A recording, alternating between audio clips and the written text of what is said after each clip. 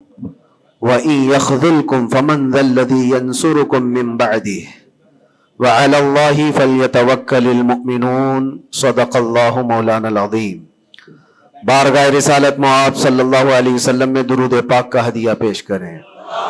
اللہم صلی علی سیدنا مولانا محمد معدن الجود والکرم وآلہ واصحابہ الکرام ابنہ الکریم وبارک وسلم صلاة دائمة سرمدا ابدا۔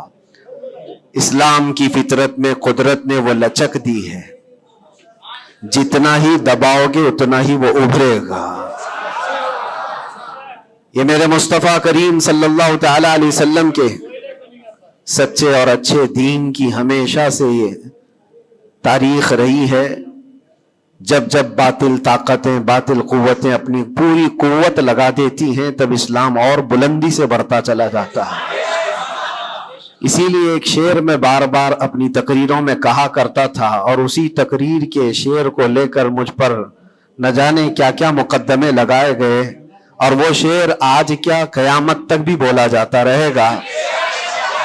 میں وہ پھر دہراتا ہوں اس لیے کہ وہ صرف ایک شعر نہیں بلکہ ہمارا ایمان بھی ہے۔ وہ ایمان بھی ہے جس کا معنی اور مفہوم ہمارے قوم کے ہر بچے کو یاد ہے۔ قتل حسین اصل میں مرگ یزید ہے، اسلام زندہ ہوتا ہے ہر کربلا کے بعد۔ اسلام زندہ ہوتا ہے ہر کربلا۔ جب بھی کبھی کسی کی قربانی ہوتی ہے تو وہ رائے گاہ نہیں جاتی، وہ برباد نہیں جاتی۔ اللہ تبارک و تعالیٰ کی ہزاروں لاکھوں حکمتیں پوشیدہ ہوتی ہیں۔ دنیا کو تو صرف اتنا نظر آتا ہے کہ امام حسین اور ان کے بچے میدان کربلا میں کاٹے گئے، مارے گئے، قتل کر دیے گئے، لیکن اس کے پیچھے کی حکمتیں یہ رب العالمین جانتا ہے۔ اور آج تک قوم اس کو سمجھ رہی ہے کہ اسلام میں جو آج ہریالی باقی ہے اس میں خون حسین کا کردار ہے، اور ہمارے ائمہ کرام بزرگان دین نے اس کو اپنے خون سے، اپنی محنتوں سے سینچا ہے۔ لہٰذا میرے عزیزو، آپ سب کو بھی کبھی یہ نروس ہونے کی ضرورت نہیں۔ میں گرفتار ہوا بھی اور واپس اسی جگہ پہنچا جہاں سے ہم آپ کو خطاب کیا کرتے تھے۔ ہزار لوگ یہ سوچتے تھے کہ ممبر پر آپ دوبارہ نہیں کھڑے ہو سکتے۔ ہم نے ان سے یہی کہا تھا، میرا رب تبارک و تعالیٰ چاہے تو تمہاری گردن پہ بھی کھڑا کر دے گا، ممبر پر ہی نہیں، جہاں وہ رب تعالیٰ چاہے کھڑا کر دے۔ اور جب تک اس پروردگار عالم کو منظور نہ ہو، وہ اللہ تبارک و تعالیٰ ہمیں کنارے رکھتا ہے۔ یہ صحابہ اکرام، اولیاء کاملین سب کی تاریخ میں رہا ہے۔ آج بڑی خوشی ہے اس بات کی کہ ہم اسی مسجد میں واپس آپ کے ساتھ جمعہ ادا کر رہے ہیں۔ اس مسجد کی روحانیت اور اس کی نورانیت ہمیں واپس یہاں کھینچ لاتی ہے۔ کئی مہینوں کے سفر بھی ہوتے ہیں لیکن واپس اس مسجد میں آ جاتے ہیں۔ نہ جانے یہاں کے لوگوں کی دعائیں یا یہاں کا کیا تعلق ہے۔ عزیزان گرامی وقار، چند باتیں میں عرض یہ کرنا چاہوں گا کہ قوم کے اندر جو ایک نروس پن ہے، خوف ہے، جس کو دوسرے لفظوں میں اگر میں کہوں تو بزدلی ہے، کس وجہ سے قائم ہے، کس وجہ سے ہے؟ یہ ڈر اور خوف کا ماحول صرف اسی لیے ہے کہ ہر بندہ کمفرٹ زون میں جینا چاہتا ہے، آرام اور عیش کی زندگی میں جینا چاہتا ہے۔ ہر ایک نے اپنے اوپر دنیا اتنی لاد لی ہے، اپنے اوپر دنیا کو اتنا سوار کر لیا ہے کہ اس سے نکلنا اس کے لیے مشکل ہو جاتا ہے۔ اور اسی وجہ سے اللہ کے نبی صلی اللہ تعالی علیہ وسلم ارشاد فرماتے اپنے صحابہ کو بھی کہ جب تمہارے اندر بیل کی پونچھ پکڑ کر کے کھیتی باڑی کرنے کی عادت آ گئی اور تم گھوڑے کی پیٹھ چھوڑ چکے ہو تو سمجھ جانا کہ دوسری قومیں تم پر حکومت کرنے لگ جائیں گی۔ آج بیل کی پونچھ پکڑ کر کھیتی باڑی کرنے کا مطلب صرف یہ نہیں ہے کہ کسان بن جائے، سب کا حال یہ ہے کہ ہمیں دنیا جمع کرنا ہے، دنیا جمع کرنا ہے۔ اور اس دنیا جمع کرنے کے چکر میں اس کی پوری عمر ختم ہو جاتی ہے لیکن وہ حسرت پوری نہیں ہوتی، وہ حسرت پوری نہیں ہو پاتی. جتنی چیز کی تمہیں ضرورت تھی وہ تو حاصل ہو چکا تھا, لیکن اس سے زیادہ کی طلب میں ہم بھاگتے ہی رہے. ہم یہ نہیں کہتے کہ آپ گھر نہ بنائیں, ہم یہ نہیں کہتے کہ آپ اچھے کپڑے نہ پہنیں, سب کریں, لیکن کم از کم اس بات کا خیال رکھنا چاہیے کہ اس دنیا کی کمائی میں اور اس کی طلب میں کہیں ایسا نہ ہو کہ میرا دین چھوٹ جائے, ایسا نہ ہو کہ اللہ کے نبی صلی اللہ تعالی علیہ وسلم سے جو میری محبت ہے اس میں کمی آ جائے. یاد ہے آپ کو ایک حدیث پاک, اللہ کے حبیب صلی اللہ علیہ وسلم ارشاد فرماتے ہیں کہ مجھے میرے بعد اس بات کا خوف نہیں ہے کہ میری امت مشرک ہو جائے گی, کافر ہو جائے گی. حضور پاک صلی اللہ علیہ وسلم فرماتے مجھے اس بات کا ڈر نہیں ستاتا کہ میری امت مشرک ہو جائے گی, کافر ہو جائے گی, مگر اس بات کا اندیشہ لگا رہتا ہے کہ میرے بعد تم پر دنیا پھیلا دی جائے گی اور دنیا سمیٹتے سمیٹتے تم اللہ اس کے رسول کو بھول جاؤ گے. آج وہ حالات ہیں میرے عزیزوں, سب کے وہی حالات ہیں. اکثر کی بات میں کہہ رہا ہوں, میں جب بھی کوئی گفتگو کروں تو اس کو میری فضیلت بیان کرنے پر محمول نہ کریں کہ میں اپنی بڑائی بیان کر رہا ہوں. میرے عزیزوں, ان حالات کو بھی ہم دیکھ کر کیا ہے کہ اندر جانے کے بعد ایک چیز دماغ میں گونجتی تھی, کیا بتلاؤں میں نے کیا کیا دیکھا. کھوٹا سکہ چلتے دیکھا, الٹی گنگا بہتے دیکھا, چھوٹے چھوٹوں کی بات تو چھوڑو, بڑے بڑوں کو ننگا دیکھا. اور حالات تو وہاں کے ایسے, یہ ساری چیزیں سکھا دیتی ہیں. اور پھر اس بات کا خیال آتا ہے کہ امت آج کن مسائل میں گھری ہوئی ہے, جبکہ طوفان اندر انتظار میں ہے تباہی کے لیے. ہم جن مسائل میں گھرے ہوئے ہیں اس کو دیکھ کر کے پھر ڈر لگتا ہے. علماء کے مسائل, پیران اعظام کے مسائل, جماعتوں کے مسائل, چھوٹی چھوٹی باتوں پر ہم کورٹ کچہری کے چکر کاٹتے رہتے ہیں. مسجدوں کے مسائل, لیکن جبکہ دشمن نے کہاں سے کہاں تک تمہارے لیے منصوبے بنائے ہیں. حیرت ہوتی ہے میرے عزیزوں. پھر وہ محاورہ ہے یا تاریخ ہے مجھے پتا نہیں, لیکن ایک بات لگتی ہے کہ بغداد پر ہلاکو جب حملہ کرنے آیا تھا تو اس وقت سنا کہ علماء چھوٹی چھوٹی چیزوں میں بحث مباحثے میں مبتلا تھے, جبکہ قوم کو انہیں اس بات کے لیے تیار رکھنا چاہیے تھا کہ ایک ظالم قوم تم پر حملہ آور ہے, اس کے مقابلے کے لیے کھڑے رہو. آج میں یہی کہنا چاہتا ہوں میرے عزیزوں, چھوٹے مسائل کو درکنار ایک جگہ رکھو. امت مصطفیٰ آج جس قسم پرسی کی حالت میں ہے, جب نبی پاک صلی اللہ تعالی علیہ وسلم کی عزت پر حملے ہیں تو پھر تمہاری عزت کہاں خاک میں رہنے والی ہے. ہماری اپنی عزت کی بچانے کی کیا فکر کرنی ہے آپ کو. پوری دنیا کا حال یہ ہے. پہلے تو ایک مسلمان کی بات میں آپ کو بتاؤں, فرانس جیسا پاورفل ملک, بہت ہی مضبوط کنٹری, 100 سال پہلے کی بات بتا رہا ہوں, نبی پاک صلی اللہ تعالی علیہ وسلم کی شان میں وہ کوئی گھناؤنی یا گستاخانہ انداز کی فلم ریلیز کرنا چاہتے تھے, یا پھر کسی طرح سے مذاق مسخرے والے کام کے ذریعے سے میرے آقا صلی اللہ علیہ وسلم کو نشانہ بنانا چاہتے تھے, اور اس بات کو وہ اپنی آزادی رائے اور اپنی خیال کی آزادی کو بتاتے ہیں. اس زمانے میں سلطان عبد الحمید تھے, اور ترکی کے وہ آخری خلیفہ سلطان عبد الحمید, صرف انہوں نے ایک اسٹیٹمنٹ دیا تھا فرانس کو کہ باز آ جاؤ یہ تمام چیزیں کرنے سے, ورنہ پوری دنیا لا کر میں تمہارے سر پہ پھوڑ دوں گا. صرف اتنا جملہ تھا. میرے عزیزو, آج تک وہ نہ فلم ریلیز ہوئی اور نہ ہی فرانس اس چیز پر آیا. لیکن اب تو حالات بدل گئے. اب تو حالات ایسے بدلے کہ ہزاروں نہیں, لاکھوں نہیں, کروڑوں کی تعداد میں ہم موجود ہیں. اور پھر اسلامی ممالک کے نام پر پوری دنیا میں کتنے ملک ہیں, 57 ممالک اسلامی کہلاتے ہیں. لیکن کس کو فکر ہے میرے مصطفیٰ کریم صلی اللہ تعالی علیہ وسلم کی عزت پر جب حملے ہوتے ہیں. اور یہ تمام حالات جب اپنا درد کا میں اظہار کرتا ہوں تو پھر لوگوں کو یہ لگتا ہے کہ یہ بھڑکاتے ہیں, اکساتے ہیں. میرے عزیزو, میں چاہتا ہوں کہ قوم اصل مسائل کو سمجھے, جو اصل مسائل ہیں ان کو سمجھو, فرض کو دیکھو, نفل کی طرف نہیں، پہلے تم پر جو فرض ہے اس کے لیے کھڑے ہو جاؤ. آج قوم کی بکھراؤ کو بھی دیکھتا ہوں تو ایک حدیث پاک میں آپ کے سامنے رکھتا ہوں. اللہ کے نبی صلی اللہ علیہ وسلم سے پوچھا گیا دین کیا ہے؟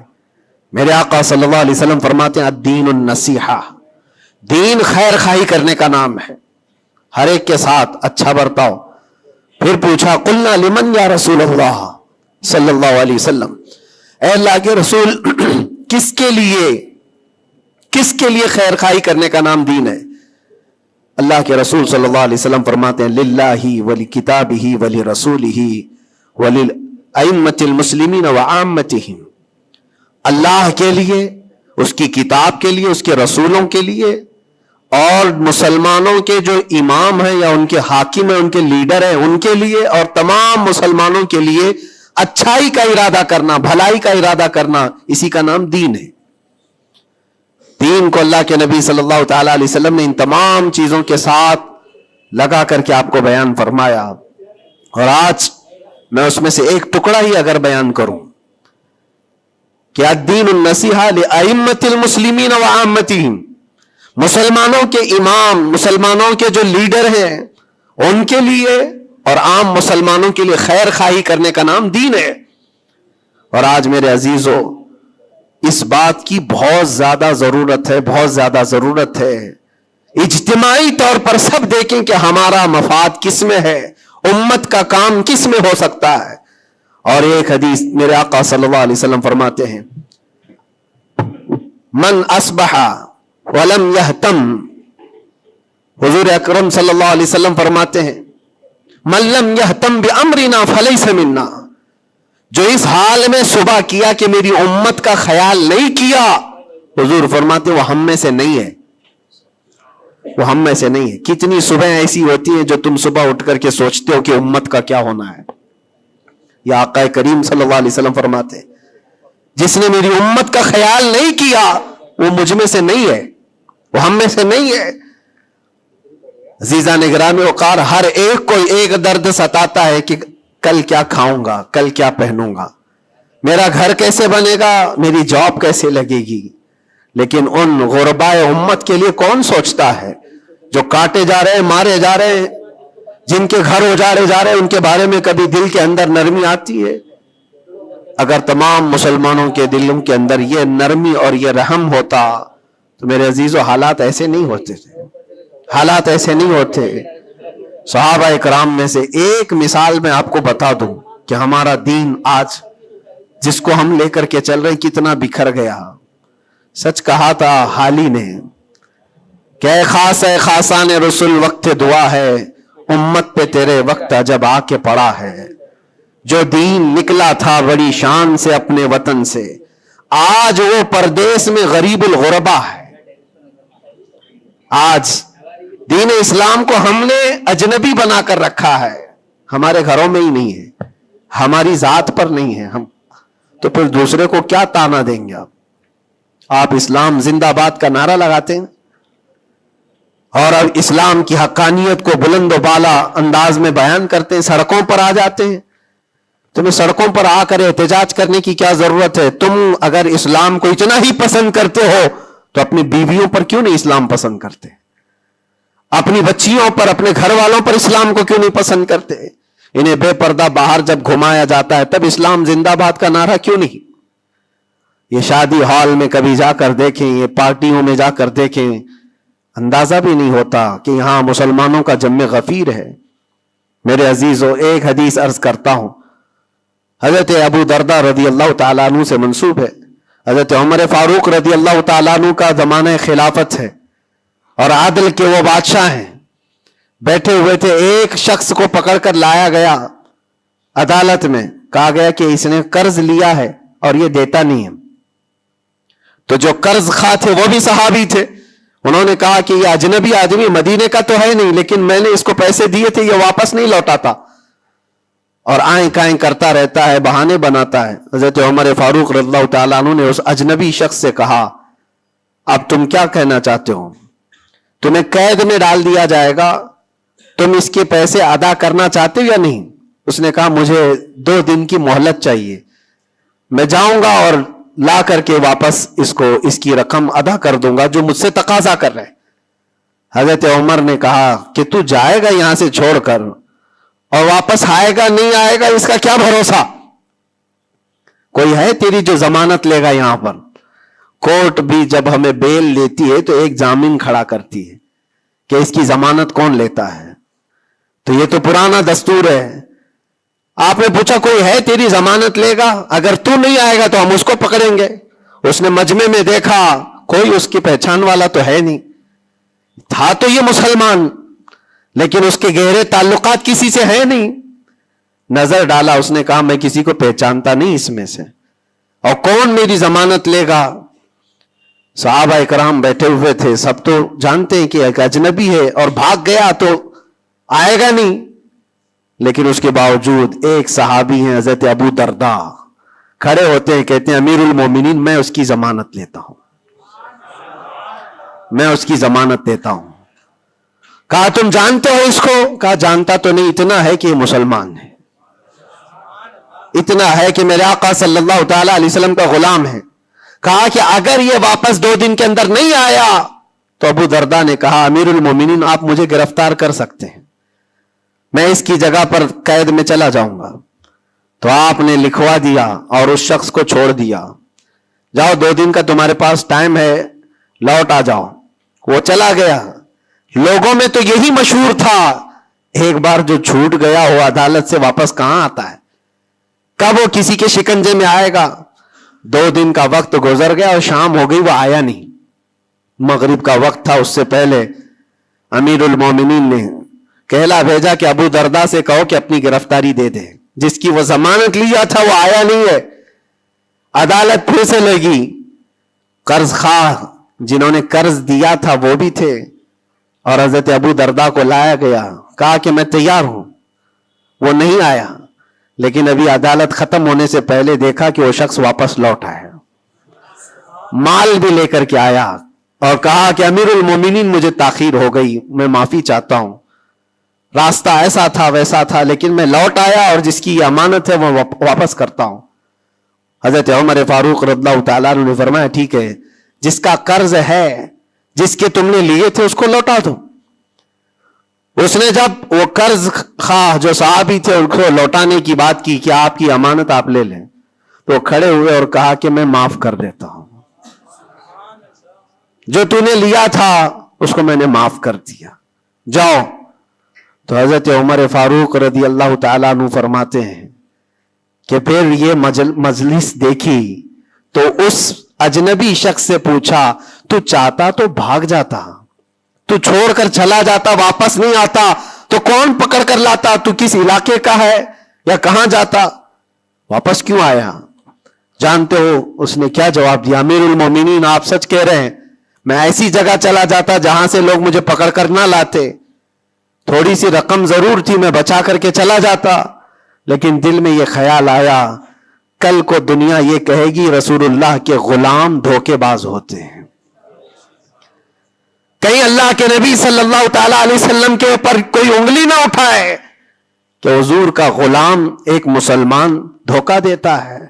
اس لیے میں واپس لوٹ آیا, میرے لیے دنیا حقیر ہے, میرے مصطفیٰ کی نسبت بہت بلند ہے. امیر المومنین نے ابو درداء سے پوچھا کہ اے ابو درداء, تم ایک اجنبی شخص کی ضمانت لینے کو تیار ہو گئے, تمہارے اندر کیا جذبہ آ گیا ایسا؟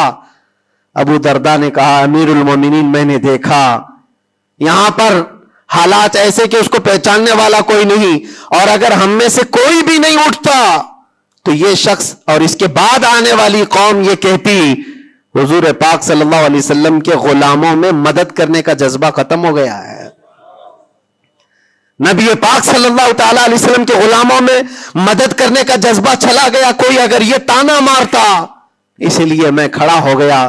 زیادہ سے زیادہ کیا ہوتا کہ میں قید میں چلا جاتا, لیکن میرے نبی کی ذات پر کوئی انگلی تو نہیں اٹھا سکتا.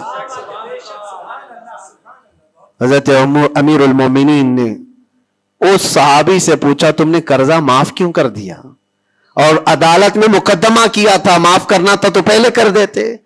آپ نے کہا کہ میں اس کو پہلے پہچانتا نہیں تھا، لیکن یہ جب 2 دن کا موقع لے کر گیا بھی اور واپس لوٹ آیا بھی، تو امیر المومنین میرا تو یہ حق بنتا ہے کہ میں اس مسلمان کا قرض معاف کر دوں، اس لیے کہ میرے دل میں بھی یہ خیال آیا کہ اگر میں معاف نہ کرتا تو کل کو دنیا یہ کہتی کہ رسول اللہ کے غلاموں میں معاف کرنے کا جذبہ بھی چلا گیا۔ یہ ہے پورا دین، یہ ہے پورا دین، ایک دوسرے کو معاف کرنے کا جذبہ، ایک دوسرے کی مدد کرنے کا جذبہ اور وعدے کو مکمل کرنے کا جذبہ، یہ کل ملا کر کے دین بنتا ہے۔ عزیزان گرامی وقار، آج جن حالات سے ہم گزر رہے ہیں، ہمارے درمیان نفرتوں کی دیواریں کھڑی ہیں، ایک دوسرے کو سلام کرنے سے بھی کتراتے ہیں، جبکہ مسجد کی صفوں میں شانے سے شانہ لگا کر کھڑے ہوتے ہیں۔ پھر وہ کون سا جذبہ ہے جو مر گیا ہے یا ختم ہونے کو آ گیا ہے؟ زندہ کرو۔ ہم اس نبی پاک صلی اللہ تعالی علیہ وسلم کی امت میں ہیں، اس نبی پاک صلی اللہ تعالی علیہ وسلم کی امت ہے جہاں ہماری جان جا رہی ہو لیکن میرے پڑوس میں کوئی پیاسا ہو تو ہم پانی نہ پی کر اسے پانی پلا دیتے ہیں۔ ہماری یہ تاریخ رہی ہے کہ نہیں رہی ہے؟ صحابہ اکرام کی یہ تاریخ ہے۔ مدینہ طیبہ کو جا کر دیکھ لینا، نبی پاک صلی اللہ تعالی علیہ وسلم کے اس پاک زندگی میں ایسا بھی تھا کہ ایک صحابی کے گھر گوشت کا تحفہ آیا، بھنا ہوا گوشت تھا، کسی نے دیا، انہوں نے یہ سوچ کر کے بغل میں دے دیا مجھ سے زیادہ بھوکے میرے پڑوسی ہیں، پڑوسی نے یہ سوچا مجھ سے زیادہ میرا پڑوسی بھوکا ہے، وہ گوشت کی بھنی ہوئی سری بکری کی مدینے میں ایک رات میں سب گھروں میں گھومتی گھومتی اسی پہلے صحابی کے گھر آ گئی۔ ہر ایک کو یہ خیال تھا مجھ سے زیادہ حق اس کا ہے، ہر ایک کو یہ خیال تھا مجھ سے زیادہ اس کا حق ہے۔ عزیزان گرامی وقار، آج جو حالات ہیں وہ بہت بدلے ہوئے لگتے ہیں، بہت بدلے ہوئے لگتے ہیں کہ ہر ایک کو یہ لگتا ہے سب سے زیادہ حقدار میں ہوں، مجھ پر ہی رحم ہونا چاہیے، میری مدد ہونی چاہیے، دوسرے کی ہو یا نہ ہو۔ یہ تمام باتیں صرف اس لیے کہہ رہا ہوں کہ ائمۃ المسلمین اور عامتہم جو حدیث پاک میں آیا ہے، مسلمانوں کے امام، مسلمانوں کے لیڈر، ان کے بارے میں خیر خواہی کرنا یہ بھی دین ہے۔ اور آج تو جن حالات کو دیکھ رہے ہیں ہم، الیکشن کا ماحول ہے، ہر ایک کی نظر لوگوں کے صرف ووٹ پر لگی ہوئی ہے، اور پھر اس کے بعد پتہ نہیں 5 سال تک تو ڈھونڈتے رہو، پتہ بھی نہیں ملتا۔ لیکن ان حالات میں مسلمانوں کو یہ چاہیے کہ وہ اپنے حق رائے دہی کا پورا استعمال کریں۔ تمہارے کچھ حقوق ہوتے ہیں، تمہارے بھی کچھ مطالبے ہونے چاہیے۔ ہر قوم آج ووٹ دینے سے پہلے اپنے مطالبے رکھتی ہے کہ ہمارے محلہ بڑا خستہ حال ہے، اس کی گٹر بنا دو، اس کے فلاں کر دو، بجلی پانی صحیح کر دو۔ یہ ضروریات زندگی کے مطالبے تو رکھتی ہی ہے، مسلمانوں کے مطالبے کہاں چلے گئے؟ ہمارے حقوق کے بارے میں کبھی بات کیوں نہیں رکھی جاتی؟ اسی لیے میرے عزیزو، میرا مشن تو صرف اتنا ہے، ہمارا لیڈر وہی ہے جو ناموس رسالت کے لیے کھڑا رہتا ہے۔ ہم اس کو لیڈر بھی مانتے ہیں جو میرے پاقا صلی اللہ تعالی علیہ وسلم کی عزت کے لیے کھڑا رہے، اس لیے کہ میرے عزیزو ہمارا پورا ایمان یہی ہے، ہمارا پورا ایمان یہی ہے۔ اور آپ کو پتا ہے محمد کی محبت دین حق کی شرط اول ہے، اسی میں ہو اگر خامی تو سب کچھ نامکمل ہے۔ اور اگر تم نبی پاک صلی اللہ تعالی علیہ وسلم کی محبت اور ان کی عظمت کے لیے کھڑے ہو گئے تو دنیا یوں ہی سنور جائے گی۔ آپ کو پتا ہے ڈاکٹر اقبال نے کیا ایک بہت پیارا حل دیا تھا ہمیں، بہت پیارا حل ہے۔ مسائل تو بہت ہیں، ہم بھی چاہتے ہیں ہمارے لیڈروں کے پاس رکھیں، ہماری ایجوکیشن کے مسائل ہیں، ہمارے گھر بار کے، ڈرینیج کے، روڈ کے، لائٹ کے، پانی کے، بہت سارے مسائل ہیں۔ اس کے علاوہ غربت کے مسائل، جاب لیس نوجوانوں کے مسائل، بہت ساری چیزیں، کیا کیا مسئلے رکھے۔ اور پھر قوم کے اندر جو خرابیاں آئی ہیں وہ تو ایک پہاڑ کے برابر ہیں، ہر دوسرا تیسرا نشے کا عادی ہے، ہر دوسرا تیسرا اخلاق سے گرا ہوا ہے۔ یہ تمام معاملات، عورتوں میں بے حیائی، نوجوانوں میں نشہ کی عادت، یہ تمام چیزیں دیکھ دیکھ کر ہم سوچتے ہیں کن کن مسئلوں پر بات کریں اور کس کس چیز کا علاج کرنے کے لیے نکلیں۔ تو ڈاکٹر اقبال نے ایک بات بتائی تھی، وہ دنیا گھوم کر کے آئے ہوئے انسان تھے، وہ پیرس گئے، اٹلی گئے، جرمن گئے، اور وہاں کے قوموں کی ترقیاں بھی دیکھی، اور اس کے بعد واپس آ کر کے کہا میں نے اپنی قوم اور حضور کی امت کی ترقی کو بہت گہرائی سے دیکھا، 8-10 سال کا ریسرچ کیا، میں نے معلوم کیا کون سی فیلڈ میں اپنے نوجوانوں کو اتارا جائے تو یہ کامیاب ہوں گے، کون سا ایسا میدان ہے جس میں مسلمانوں کو جمع کر دیا جائے تو یہ ترقی میں آ جائیں گے۔ سائنس ہے، فزکس ہے، جغرافی ہے، ایسٹرونومی ہے، بہت ساری چیزیں ہیں، کس چیز میں اتارا جائے؟ تو ڈاکٹر اقبال کہتے ہیں میں نے بہت غور و فکر کیا، آخر کار اس نتیجے پر پہنچا کہ اس امت کی کامیابی کا صرف ایک ہی نقطہ ہے، ایک ہی راز ہے کہ محمد سے وفا تو نے، تو ہم تیرے ہیں، یہ جہاں چیز ہے کیا لوح و قلم تیرے ہیں، لوح و قلم تیرے ہیں۔ ہر مسئلے کا حل اس بات پر ہے، اسی لیے میں فوکس کرتا ہوں میرے عزیزو، نبی پاک صلی اللہ تعالی علیہ وسلم کی عزت کی حفاظت کے لیے جو کھڑا ہوتا ہے اللہ تعالیٰ اس کے سارے مسائل کو یوں حل کر دیتا ہے۔ اسی لیے آیت کریمہ بھی میں نے یہ پڑھی، ان ینصرکم اللہ فلا غالب لکم، اللہ فرماتا ہے اگر اللہ تمہاری مدد کر دے تو دنیا میں سے کوئی ایسا نہیں جو تم پر غلبہ حاصل کر سکے، کوئی غالب نہیں آ سکتا اگر اللہ مدد کر دیا۔ وَإِن يَخْذُلْكُمْ فَمَنْ ذَا الَّذِي يَنْصُرُكُمْ مِنْ بَعْدِهِ، اللہ فرماتا اور اگر اللہ گرا دے تو دنیا کی کوئی طاقت تمہاری مدد نہیں کر سکتی، کوئی طاقت مدد نہیں کر سکتی۔ ایک بات، بہت ساری چیزیں ہم نے سیکھی ہیں، جیل کے اندر کے حالات انشاءاللہ کبھی طویل داستان پوری میں بیان کروں گا، لیکن ایک بندے کو دیکھا تھا، اس کے گھر والے بھی چھوڑ چکے سب، اس کو چھوٹا سا ایک کیس ہے لیکن جیل کے اندر اس کی ضمانت ہوتی نہیں، گھر والے کرانا چاہے تو ہو جائے 4 دن 5 دن میں، لیکن کوئی چاہتا نہیں، تھوڑا سا مانسک سنتولن بگڑتا چلا گیا، دماغی توازن کھونے لگا۔ ہوتا کیا تھا سنو، وہ ایک نارمل نوجوان تھا اور مہینہ گزر جاتا کوئی ملاقات کے لیے بھی نہیں آتا گھر والا، تو جیل میں ہنگامہ کرنے لگ جاتا، مار توڑ، اور پھر نہ جانے کیسی کیسی حرکتیں۔ تو جیلر پریشان ہو کر کے اس کے گھر فون لگاتا، اس کے باپ کو کہتا کہ بھائی تم اپنے بیٹے سے ایک بار ملنے تو آ جاؤ، وہ ہنگامہ کر کے رکھا ہے، کبھی ملاقات بھی نہیں لیتے ہو۔ اس کا باپ آیا، آ کر کے ملاقات لیا، اور بیٹے نے پوچھا کہ کب چھوٹ رہا ہوں میں، کب نکلوں گا میں؟ کہا بیٹا اس منڈے کو جو ہے تمہاری ضمانت ہو جائے گی، یہ منڈے کو رکھا ہے، ہو جائے گی۔ کہا اچھا ٹھیک ہے۔ اتنا خوشی خوشی سب قیدیوں سے ملنے کے لیے آتا بیرک میں، منڈے تو میرا ہو گیا، میں جا رہا ہوں، میرے باپ نے کہا ہے۔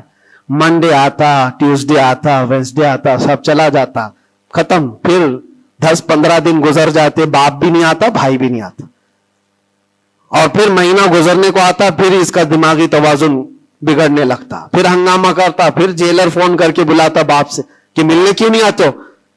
باپ آتا، بیٹا کوئی بات نہیں، کچھ مسائل میں گھرے ہوئے ہیں، ہو سکتا ہے جان بوجھ کر کے اس کے گھر والے کر رہے ہوں، کچھ لوگوں کو زبردستی جیل میں رکھا جاتا ہے، گھر والے ہی رکھتے ہیں، باہر سے اچھا ہے یہاں کھاتے پیتے آرام سے رہو، دوسروں کی زندگی اجیرن کرنے سے بہتر ہے کہ یہاں رہو۔ دوسری بار آیا، کہا ابا کب چھوٹ رہا ہوں میں؟ کہا بس اس منڈے کو رکھا ہے، وکیل جو ہے ملا نہیں تھا، اس منڈے کو تمہاری ضمانت ہو جائے گی۔ پکی بات لے کر کے آتا پھر، اور یہاں پر بالکل عیش موج مستی میں کہ اس منڈے تو جا رہا ہوں میں۔ دوسرا منڈے آیا، اس کے بعد پھر چلا گیا، ایسا 4 بار ہوا، اور سب قیدیوں میں بات مشہور تھی کہ یہ منڈے کو جانے والا ہے، اور سب اس کو چھیڑتے تھے، جب کبھی اس کی ملاقات آتی تو کہتے منڈے کو جا رہا ہے نا۔ یہ بات مذاق کے طور پر چلتی رہتی تھی، لیکن کسی کے ساتھ ہم مذاق کرتے ہیں، یہ نارمل لائف ہوتی ہے، لیکن اس لڑکے کے متعلق میں نے ایک بات سیکھی، 4-5 مرتبہ ہوگی بات ہے، وہ ملاقات لے کر کے واپس آ رہا تھا، ابھی اس نے کچھ کہا ہی نہیں، ساری بیرک میں سب بولنے لگ گئے کہ منڈے کو ہے نا تیری ضمانت۔ تو اتنا چڑ گیا، کیا پتا اس کو بہت ہرٹ ہوا، تکلیف ہوئی، اس نے گرج کر کے چیخ کر کے کہا، گالی دے کر کے کہا قیدیوں کو کہ تم سب گھرے ہوئے لوگوں ایک بات میری سن لو، خدا جس دن میرا لکھ دے، جس دن لکھ دے، اس دن سب کے منہ تمہارے کالے ہوں گے اور کوئی مجھے دروازے میں اندر نہیں رکھ سکتا۔ جس دن میرے چھوٹنے کا وہاں سے آ جائے پروانہ لکھا ہوا کہ یہ دن یہ بندہ چھوٹنے والا ہے، اس کے بعد وہ کہتا ہے مجھے یہاں کا پرائم منسٹر بھی نہیں روک سکتا. میں نے دیکھا اتنا یقین ہے اس کو. ایک تو اپنے باپ سے ہر بار سنتا تھا اس بار ضمانت ہو جائے گی، اس بار ضمانت ہو جائے گی، اور حقیقت میں میرے عزیزوں یہ جمعرات کا دن تھا جب وہ اپنے باپ سے ملاقات کر کے آیا تھا. اس کو تانا مارا جا رہا تھا منڈے کو جا رہا ہے، تب اس نے کہا تھا جس منڈے کو بھی میرا رب لکھ دے، جس دن بھی لکھ دے کہ اس کو اس دن یہاں سے نکلنا ہے، پوری طاقتیں مل کر کے بھی مجھے دروازے کے اندر نہیں رکھ سکتی.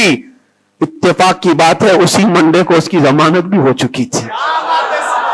وہ جا بھی رہا تھا، بسترے اٹھایا، سارا سامان اٹھایا اور سب کو پلٹ کر کہنے لگا دیکھا حقیقت میں جو بیل ملتی ہے، جو ضمانت ملتی ہے وہ رب ذوالجلال کے فیصلوں سے ہوتی ہے.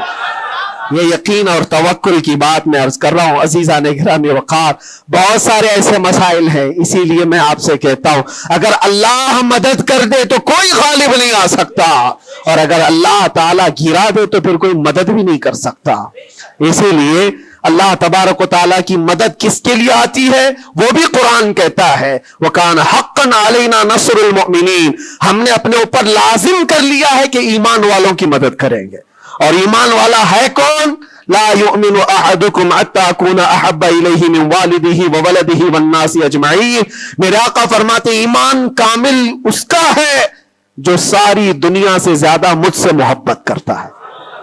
مفہوم حدیث عرض کر رہا ہوں، اپنے ماں باپ، اپنے اولاد، اپنے مال دولت، سارے انسانوں سے زیادہ اللہ کے رسول سے محبت کرتا ہے تو اس کا ایمان کامل ہے. اور جس کے ساتھ ایمان کامل ہوگا اس سے اللہ کی مدد آئے گی، اس پر اللہ کی مدد آئے گی. میرے عزیزو بظاہر حالات اگر کسی کے ساتھ خراب ہو جائیں تو یہ مت سمجھ جانا. میں اکثر ایک بات محسوس کرتا تھا کہ ظالموں نے جس انداز میں بے قصور لوگوں کو بھی قید کیا اور ہمیں بھی زبردستی جن حالات سے گزارا گیا، پھر کبھی عرض کروں گا انسانی فطرت ہے، کبھی کبھار بکھر جاتے ہیں. تقاضا بشریت کے اعتبار سے گھبراہٹ تو ہمیں بھی ہوتی تھی، پھر تاریخ یاد آتی میں پہلا تھوڑی نہ ہوں. سیدنا حضرت مظفر حسین کچوچوی رحمت اللہ علیہ فرماتے تھے مظفر کو مقید نہ سمجھ ایسے یاد، میری اسیری بھی سنت آبائی ہے، میرا یہ قید ہونا بھی میرے آبا و اجداد کی سنت ہے. بزرگان دین گئے ہیں اور جیلوں میں رہے اور واپس نکلے، لیکن ایک بات ہمیشہ یاد رکھو، اسلام زندہ ہوتا ہے، بس قربانیاں رائگاں نہیں جاتی، ضائع نہیں ہوتی. اللہ تعالیٰ کی مدد جس کے ساتھ ہے تو بظاہر حالات میں ایسا ہوگا. مجھے اچھی طرح سے پتا ہے، پہلے بھی معلوم تھا، میں نے تقریروں میں بہت کہا بھی تھا کہ مجھے اچھا معلوم ہے کہ میری تقریروں کا انجام کیا ہونے والا ہے، نتیجہ کیا ہونے والا ہے. مجھے کیسی کیسی دھمکیاں پہلے بھی دی گئی ہیں، ابھی بھی ہے. آنے سے پہلے بھی کچھ لوگوں نے کہا تھا اتنا لمبا ہم نے کٹا دیا، اب تو بھول جاؤ گے، وہ شعر پڑھو گے، یہ شعر پڑھو گے، کیسی تقریریں کرو گے. ہم نے کہا میرے عزیزو آپ کیا سمجھتے ہو، مچھلی کے تیرنا ختم ہو سکتا ہے، پرندے کا اڑنا ختم ہو سکتا ہے، شیر کا شکار کرنا ختم ہو سکتا ہے، وہ تو جانور ہے، ان کی فطرت نہیں ختم ہوتی. میں غلام مصطفیٰ ہوں، میری فطرت کیا ختم ہوگی؟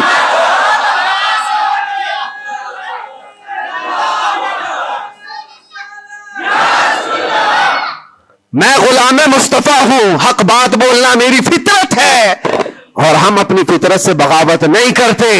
اور یہ 8 مہینے نہیں 8 سال بھی رہے، اس کے بعد نکالیں ہم وہی بات کہیں گے جو میرے مصطفیٰ کی عزت کی بات ہوگی. عزیزان گرامی وقار، حالات بظاہر کچھ دنوں کے لیے ہوتے ہیں. امام احمد بن حنبل پر تو 1500 کے قریب نہیں 300 کے قریب کوڑے لگائے گئے تھے. 300 کوڑے کس کو کہتے ہیں؟ انسان مر جاتا ہے. وہ امام احمد بن حنبل 5 لاکھ حدیثوں کے حافظ، لیکن جمے رہے، ڈٹے رہے، نہ کبھی ان کا عزم ختم ہوا، نہ حوصلہ ختم ہوا. ائمہ اعظام کو یہ تمام چیزیں گزرنی پڑی ہیں. امام اعظم ابو حنیفہ رحمۃ اللہ تعالی علیہ جیل میں تو انتقال ہو گیا، اس امام کی جس کو کروڑوں آج فالو کرتے ہیں. عزیزان گرامی وقار، ایک بات یہ سمجھ کر کے چلو، مصیبتیں آئیں گی لیکن اللہ کی مدد بھی آئے گی. ہاں، ہر اندھیرے کے بعد اجالا ہوتا ہے. ان مع العسر یسرا، اللہ قرآن میں فرماتا ہے ہر تکلیف کے بعد آسانی ہے، ہر تکلیف کے بعد آسانی ہے. اور میں تو ذہن میں یہ پریپیئر کر کے رکھا تھا، ذہن میں دماغ میں یہ بات بٹھا کر رکھا تھا، آزاد ہونا نہ ہونا یہ اللہ کی مرضی پر ہے، لیکن اگر مر کر کے میری لاش بھی باہر آتی تب بھی مجھے اس بات کا اطمینان تھا جو بات ہمیں کہنی تھی وہ ہم کہہ چکے. انشاءاللہ رب تبارک و تعالی ہماری ان باتوں کو بچوں تک یہ محفوظ بھی کرائے گا.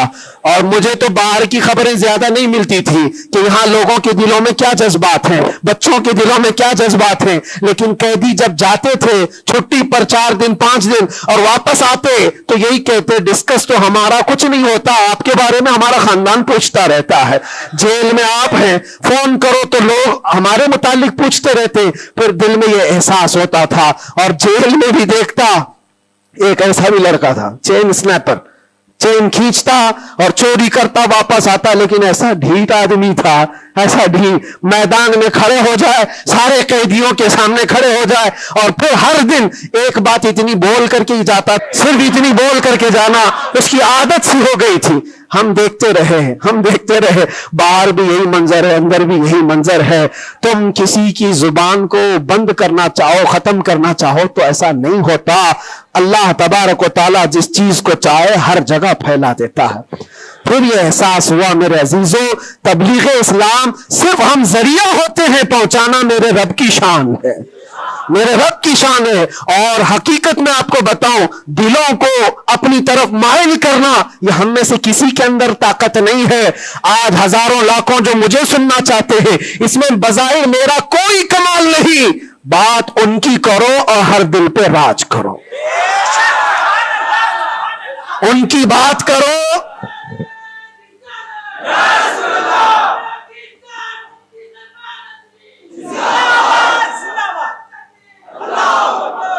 اسی لیے آج کے حالات میں آخری باتیں عرض کر رہا ہوں، میں معذرت چاہتا ہوں آج تھوڑا سا وقت زیادہ ہوا ہے، اس لیے کہ یہ ہماری مسجد ہے اور ہمارے اوپر کوئی یہاں پابندی نہیں ہے. یہاں پر الحمدللہ جو لوگ بیٹھے ہیں 8 مہینے کے بعد سن رہے، 9 مہینے کے بعد سن رہے ہیں، تو تھوڑی کسر میں بھی نکال لوں. اس لیے میں تھوڑا زیادہ وقت آپ کے ساتھ لے رہا ہوں. ان حالات کے ساتھ جو آپ کو فیصلہ لینا ہے میرے عزیزوں، سوچ سمجھ کر کے اپنا مطالبہ بھی تو رکھو، اپنا مطالبہ بھی رکھو کہ ہم ان لیڈروں کے ساتھ کھڑے ہیں جو 500 روپے بانٹ کر کے گلے میں پٹے ڈلوا کر کے ہمیں نعرے لگوا کر کے گھما لے. بس نہیں، ہمارا مقصد اور ہمارا مطالبہ اتنا ہو، ان حکام، ان لیڈروں کے پاس یہ بات رکھو، میرا گھر میرا محلہ نہ بنا پایا تو کوئی بات نہیں، لیکن اتنا وعدہ کرو کہ میرے مصطفیٰ کی عزت پر جب بات آئے تو تم ڈٹ کر کھڑے رہو گے. یہ گستاخیوں کا ماحول ختم ہونا چاہیے کہ نہیں ہونا چاہیے. اسی لیے میرے عزیزوں، اور بظاہر ہماری بات یہ ہے کہ ہم سب سے ان لوگوں سے محبت ضرور کرتے ہیں جو قوم و ملت اور ملک کی فلاح و بہبودی اور میرے حضور پاک کی عزت کے لیے کھڑے ہوتے ہیں. ہم ان کے ساتھ ہیں کسی بھی طرح سے. ہمارا تو مقصد، ہمارا مشن صرف اتنا ہے، کسی کی جے وجے کیوں پکارے، کیا غرض ہم کو، ہمیں کافی ہے سید اپنا نعرہ،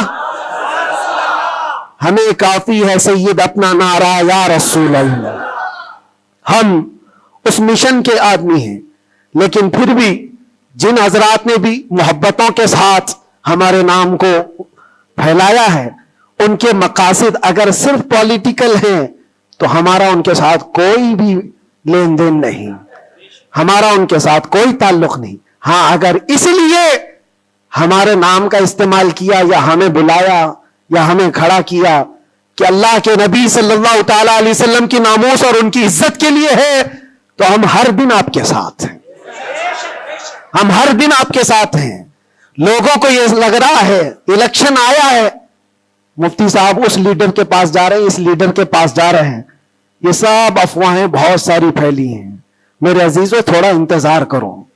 اور میں ان سیاسی نیتاؤں سے بھی کہوں گا، آپ الیکشن میں کنٹریبیوٹ کر رہے ہیں، حصہ لے رہے سیاست میں آپ موجود ہیں, آگے بڑھو, ہم آپ کو روک نہیں رہے ہیں.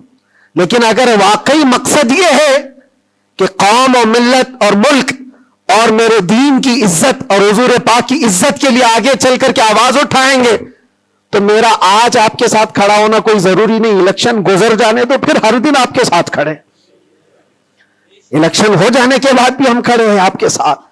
لیکن الیکشن سے پہلے ہی اگر آپ کو ہمیں چاہیے تو لوگوں میں یہ خلفشار مچا ہوا ہے, ایک خلفشار مچا ہوا ہے کہ مفتی صاحب ناموس رسالت کے اس عظیم مشن کو سیاسی لوگوں کے درمیان پھیلا رہے ہیں. میرے عزیزوں, میرا کہیں یہ مقصد نہیں ہے, کہیں یہ مقصد نہیں ہے.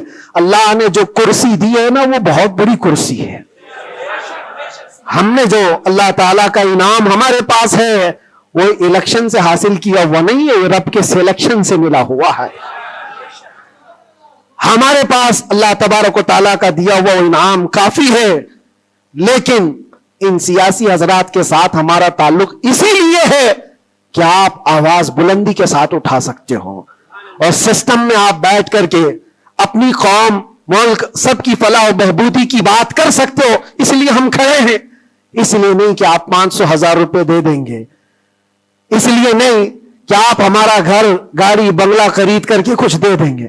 عزیزان گرامی اوقات, میرے آنے کے بعد سے لے کر آج تک, ابھی تک مہینہ نہیں گزرا ہوگا, لیکن میں نے حالات اتنے دیکھے کہ ہر کوئی یہ چاہتا ہے راتوں رات مجھے دولہا بنا دے.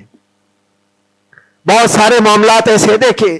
اس لیے میں سب سے یہ گزارش کروں گا, آج کا یہ میرا پیغام ہے کہ ہمارا مشن ناموس رسالت, ہمارا مشن تحفظ ناموس رسالت ہے, اور اس کے لیے ہم ہر طرح سے کھڑے ہیں. لیکن خالص سیاست کے لیے, خالص ووٹنگ کے لیے, خالص الیکشن کے پرچار کے لیے مجھ جیسے کا نام استعمال نہ کریں. یہ میرا مشورہ ہے, یہ میرا پیغام بھی ہے. آپ کے لیے پوری زندگی ہم کھڑے ہیں, صرف الیکشن کے لیے. اس عظیم اور اس عظیم مشن کو اور اس مقدس مشن کو بدنام کرنے کی کوشش نہ کریں. ہاں, پولیٹیکل جس انداز میں بھی آپ کو مدعے اٹھانا ہے اٹھائیں, لیکن حضور پاک صلی اللہ تعالیٰ علیہ وسلم کی عزت کا یہ جو مشن ہے, ناموس رسالت کا مشن ہے, اس کو صرف یوز کرنے کے لیے استعمال نہیں ہونا چاہیے, بلکہ جو بھی بندہ مومن کھڑا رہے گا وہ اپنی جان کے ساتھ کھڑا رہے گا, تبھی اس کا ایمان ہے, تبھی وہ اس کا ایمان ہے. اور اگر آپ مجھے یہ کہتے ہیں کہ آپ حضور پاک کے اس ناموس رسالت کا مسئلہ لے کر چلتے ہیں, قسم رب ذوالجلال کی, اس کے پیچھے میرا کوئی دوسرا مقصد نہیں ہے. اس کے پیچھے میرا کوئی دوسرا مقصد نہیں ہے کہ اس کے ذریعے سے میں کما لوں گا, میں کھا لوں گا. میرے عزیزوں, کیا کما لیں گے, کیا کھا لیں گے؟ آپ کو میرے اپنے حالات معلوم نہیں کہ میں کس طرح کے حالات سے گزرا ہوں. اگر لوگوں سے بٹورنا ہی ہوتا تو ممبئی میں میری بہت ساری بلڈنگیں ہوتی. میں تو کرائے کے گھر پہ رہتا ہوں. میرے عزیزوں, میں اس چیز کا قائل نہیں ہوں کہ اس عظیم مشن کو اپنے مفاد اور ذاتی فائدے کے لیے یا دنیا بنانے کے لیے استعمال کیا جائے. میرا اس میں کوئی مقصد پنہا نہیں.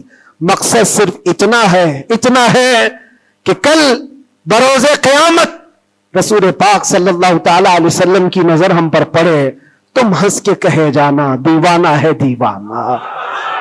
بس میرا مقصد یہ ہے, اتنا ہے کہ نبی پاک صلی اللہ تعالی علیہ وسلم کی نظر عنایت ہو, ارشاد فرما دے کہ فرشتوں چھوڑ دو اس کو, یہ میرا دیوانہ ہے.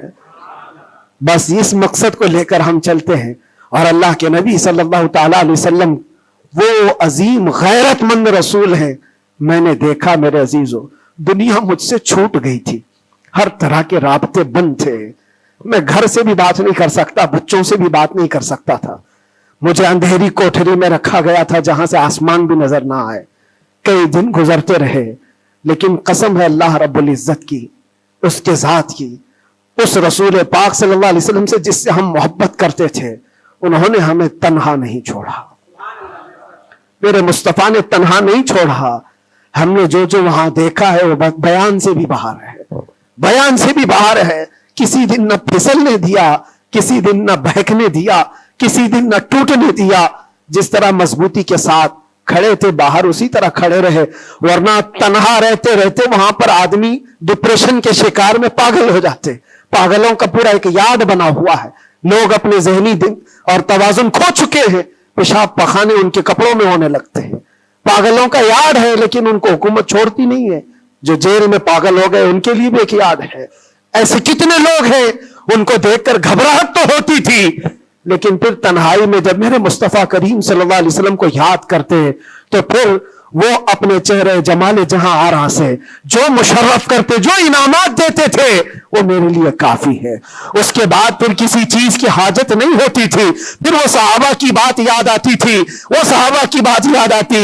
ایک خاتون مدینے کی جنگ احد میں جن کے باپ شہید ہو گئے، جن کا بھائی شہید ہوا، جن کا شوہر شہید ہوا، بیٹا بھی شہید ہوا، ایک جنگ میں 4 لوگ شہید ہوئے. وہ عورت کہتی ہے مجھے ایک بار رسول اللہ کو دکھا تو دو، میرے آقا سلامت ہے یا نہیں؟ وہ کہتے ہیں صحابہ کہ ہاں وہ سلامت ہے.